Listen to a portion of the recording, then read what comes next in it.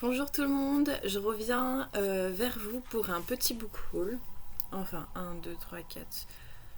Je vais vous présenter 6 livres, donc c'est déjà bien. Surtout que j'ai pas encore déboursé un seul centime pour aucun des 6 livres du coup. Je trouve que c'est assez jouissif quand même comme book haul. On est d'accord qu'on aimerait tous avoir plein de livres et jamais rien dépenser. Ce serait le top. Enfin bref, je vais d'abord vous présenter ceux que je vais bien devoir finir par payer parce que bon, faut pas rêver dans la vie. Mais c'est juste que, en fait, ils sont arrivés dans la librairie. Je les ai commandés pour moi, mais je les ai feuilletés et tout, mais je les ai pas encore.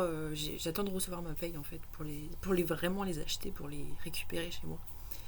Mais bon, on va dire que c'est comme si je les avais reçus parce qu'ils sont dans ma librairie. Oh, vous pouvez voir mon petit chat là qui vient s'incruster dans la vidéo. Du coup, je vais acheter. Moi, ce que j'aime, c'est les monstres. Le tome 1 de Evil Fairy. Ouais, je sais pas si vous voyez bien. Je pense que vous voyez de quoi je parle. Il a été sélectionné ou il a gagné un prix pour Angoulême. Et ouais, j'adore. J'adore les dessins parce qu'en fait, tout a été fait au stylo Bic. Et les dessins sont juste sublimes. J'adore. Et ça fait depuis qu'il est sorti en fait, depuis que je le vois en librairie pendant mes stages ou quand j'y allais comme ça, que je le vois, que je le fête et que je me dis un jour je vais craquer, il faut absolument que je l'achète, un jour je vais craquer, il me le faut tout de suite maintenant, il a l'air trop bien. Et finalement, ce qui m'a arrêté c'est le prix parce qu'il coûte quand même 34,90 donc c'est un peu cher. Mais voilà, vu qu'en tant que libraire j'ai 30% de remise sur les livres, hors papeterie, je me suis dit que c'était le moment quoi. Ça me fera économiser, je sais pas compter, mais ce sera toujours des euros en moins. Et du coup, le deuxième que j'ai commandé, mais que j'ai pas encore, enfin que j'ai dans ma librairie, c'est le tome 2 de la saison 2 de Insaisissable. Provoque-moi, saison 2, tome 2 de Insaisissable chez Michel Lafon. Putain, vous voyez rien, hein. Bon, voilà. En gros, c'est le tome 2 de celui que je vous ai montré la dernière fois. Et voilà. J'ai pas lu le tome 1 encore, donc si ça se trouve, j'ai acheté le tome 2, mais le tome 1, voilà, je vais pas aimer, ça se trouve. Mais j'ai une amie qui l'a lu et qui m'a dit que c'était moins dégoulinant de sentiments et d'amour.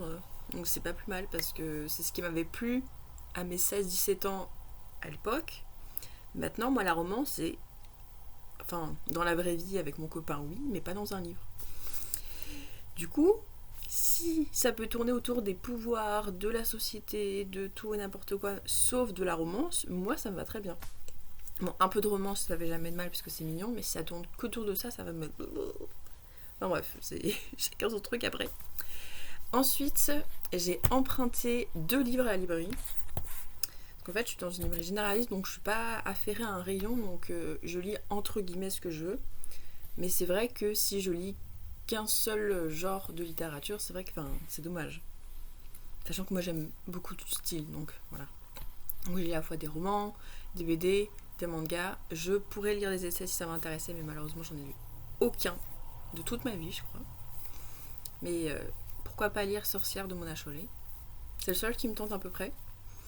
Donc voilà, donc là j'ai emprunté un manga et une BD parce qu'à chaque fois que j'y vais, j'essaie de lire au moins 2-3 BD et un manga dans la semaine. Qu'un seul manga parce qu'en fait ils ont un rayon très petit et il n'y en a aucun qui me tente. J'ai déjà lu les 2 qui me tentaient et j'ai commandé la suite de la série pour la librairie.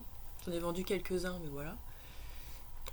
Et il y a lui que j'ai vu et j'en ai beaucoup entendu parler, donc pourquoi pas. Donc c'est l'atelier des sorcières de Kamome Shiraawa. Enfin voilà, vous connaissez je pense. Ça parle de sorciers, tout le monde dit que c'est bien, donc pourquoi pas. Je crois qu'il y a déjà 5 tomes qui est sorti, donc pourquoi pas. Ça a l'air mignon en fait. C'est une petite fille qui est fascinée par la magie. Voilà. Un jour elle rencontre un sorcier et sans faire exprès, elle va utiliser une magie interdite, donc j'imagine qu'elle va devenir magicienne, enfin voilà. En tout cas, c'est mignon.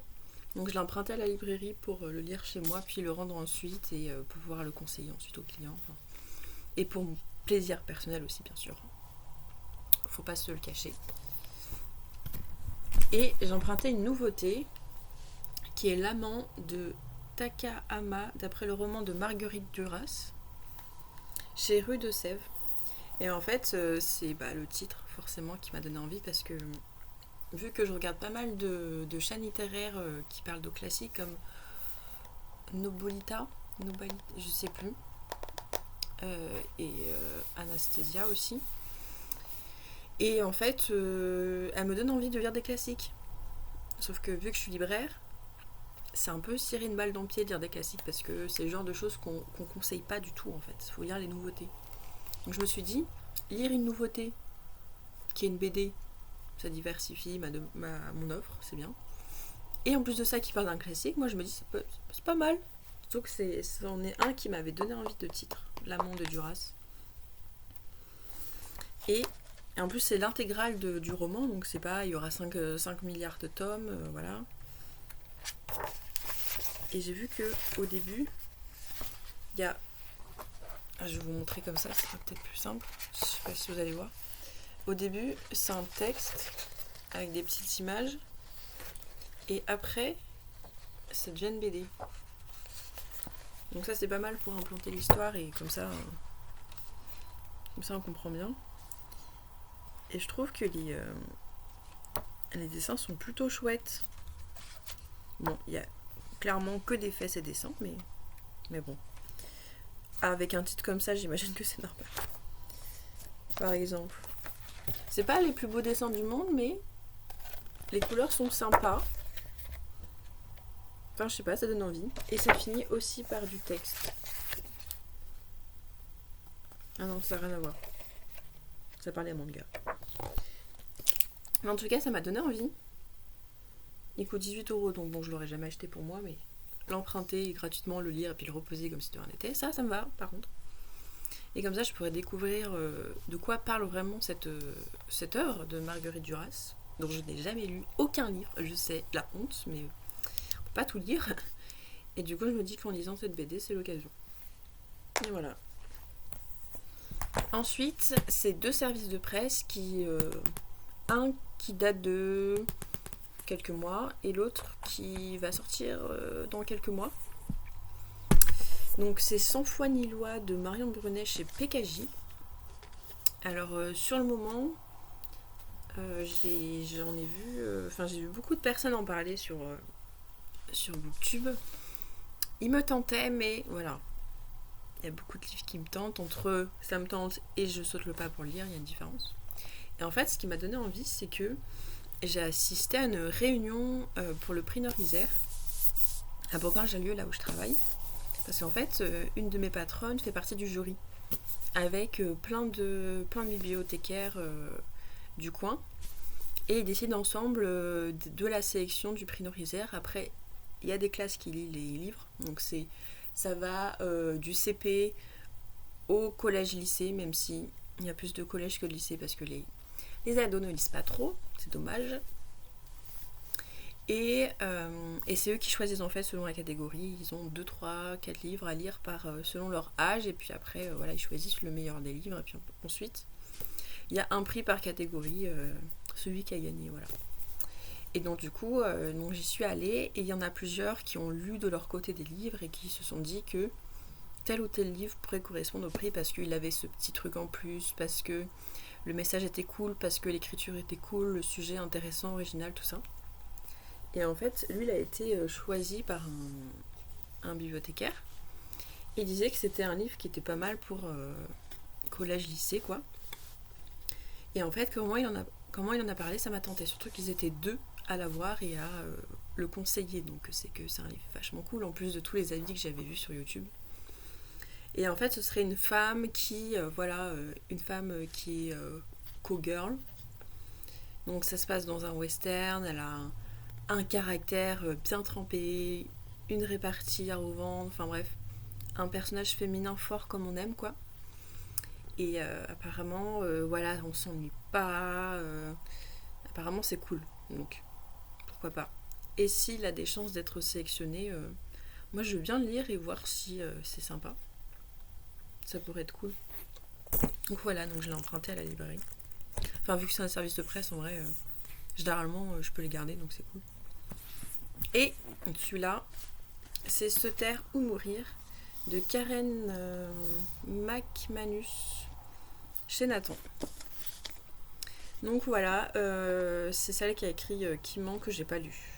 Mais je me dis que ça peut être une bonne idée d'essayer parce que les thrillers, j'ai essayé avec Blackbone et finalement c'était plutôt bien.